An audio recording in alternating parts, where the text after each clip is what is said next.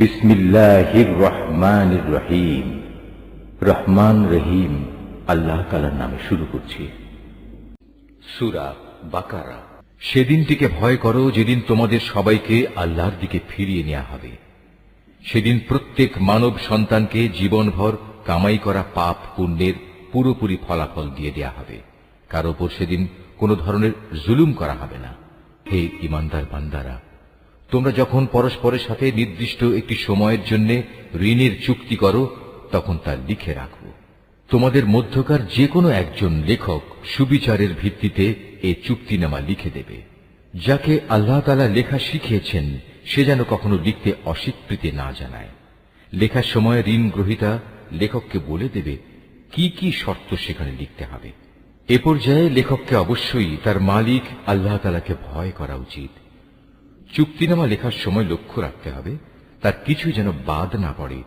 যদি সে ঋণ গ্রহীতা অজ্ঞ, মূর্খ এবং সব দিক থেকে দুর্বল হয়, অথবা চুক্তিনামার কথাবার্তা বলে দেওয়ার ক্ষমতাই তার না থাকে, তাহলে তার পক্ষ থেকে তার কোনো অভিভাবক ন্যায়ানুগ পন্থায় বলে দেবে কি কি কথা লিখতে হবে। তদুপরি তোমাদের মধ্যে থেকে দুইজন পুরুষকে এ চুক্তিপত্রে সাক্ষী বানিয়ে নিও। যদি দুইজন পুরুষ একত্রে পাওয়া না যায় তাহলে একজন পুরুষ এবং দুজন মহিলা সাক্ষী হবে, যাতে করে তাদের একজন ভুলে গেলে দ্বিতীয়জন তাকে স্মরণ করিয়ে দিতে পারে। এমন সব লোকদের মধ্যে থেকে সাক্ষী নিতে হবে যাদের উভয় পক্ষ পছন্দ করবে।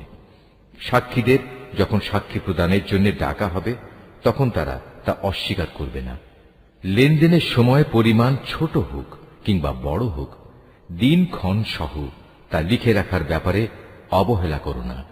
এটা আল্লাহর কাছে ন্যায্যতর ও সাক্ষ্য দানের ক্ষেত্রে অধিক মজবুত ভিত্তির উপর প্রতিষ্ঠিত, এবং পরবর্তীকালে যাতে তোমরা সন্দিগ্ধ না হও তার সমাধানের জন্যও এটা নিকটতর পন্থা।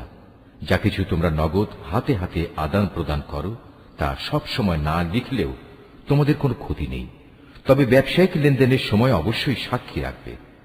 দলিলের লেখক ও চুক্তিনামার সাক্ষীদের কখনো তাদের মত বদলানোর জন্য কষ্ট দেয়া যাবে না। তারপরেও তোমরা যদি তাদের এ ধরনের যাতনা প্রদান করো তাহলে জেনে রেখো তা হবে তোমাদের জন্য একটি মারাত্মক গুনাহ।